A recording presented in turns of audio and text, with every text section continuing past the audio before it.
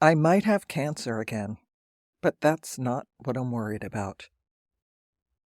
18 years after I lay under the knife, welcomed poisons in my veins, and radiated the breast where the tumor had been, I arrived at the Dominican Breast Center.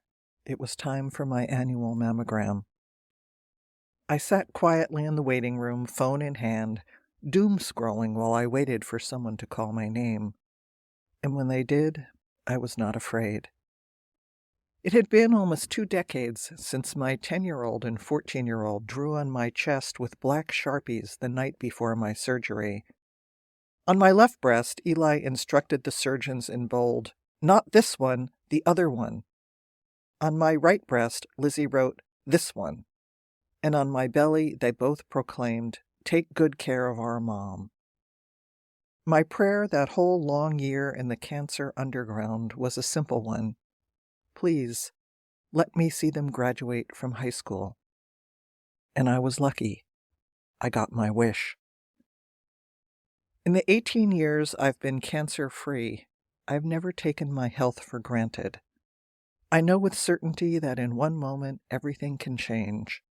Just like that, there's a lump or a spot, a blood test or a diagnosis, and suddenly you're walking down another road. I have not worried about cancer, but have known it could visit me again. So the day after my mammogram, when I was teaching my morning writing class and a phone call came in and went to voicemail, I was not concerned. But on our break, I listened. "This is Angie at the Dominican Breast Center. Please call me back when you get this message." One spike of fear rose up and grabbed my throat. Then I returned to my students. After class, I returned Angie's call. There was no chit-chat, no "how are you?" She simply said what she needed to tell me. "We saw something on your left breast, and we want to take another scan." I got very quiet. At least they told me with a human voice. Then Angie checked her calendar. "We can give you an appointment on May 15th. That's when I exploded. "You've got to be kidding me. You're going to tell a woman who's had breast cancer that she has to wait 7 weeks for a scan?" Angie checked again and offered me an appointment on April 15th. I took it, and so I wait. I know this could be nothing. A false alarm, a smudge on the film, a thickening in the breast, scar tissue from my surgery. But it could be something more. But here's the thing, and it surprised me. After the initial shock, which was not really a shock because I've always known this day might come, I have not felt afraid. I've already been down this road. I know I will deal with whatever comes. This could be the beginning of the end of my life, or just another reminder to do what matters now. I'm grateful that I get to wait in peace, that it's not the possibility of a recurrence that is waking me up before dawn. My own mortality is not what lodges in my solar plexus. It is not the source of my worry. No, this very human reality, the nature of the human body to get sick, to age and decline, does not frighten me. But the world right now, it scares me very much. I know I can deal with illness.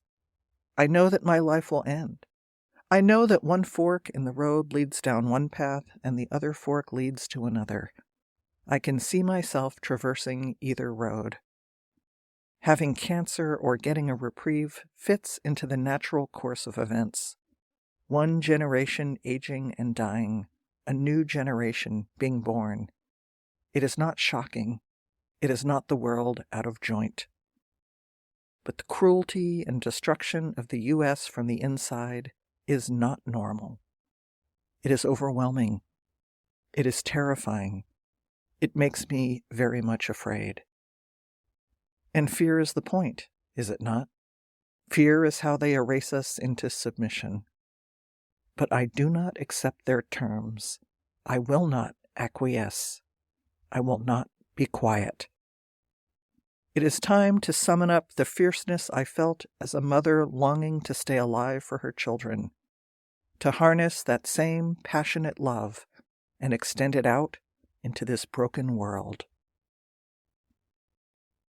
Now here's your prompt. Think back over your life and tell me about a time you faced a challenging circumstance that you could not control. Feel back into that moment. What inner resources did you discover during that period that you could draw upon now in this time of threat and great uncertainty? As always, I invite you to share your thoughts or excerpts from your writing in the comments. And remember, every time you click the heart, leave a comment, or share a post, you're making it easier for new readers to discover the writer's journey.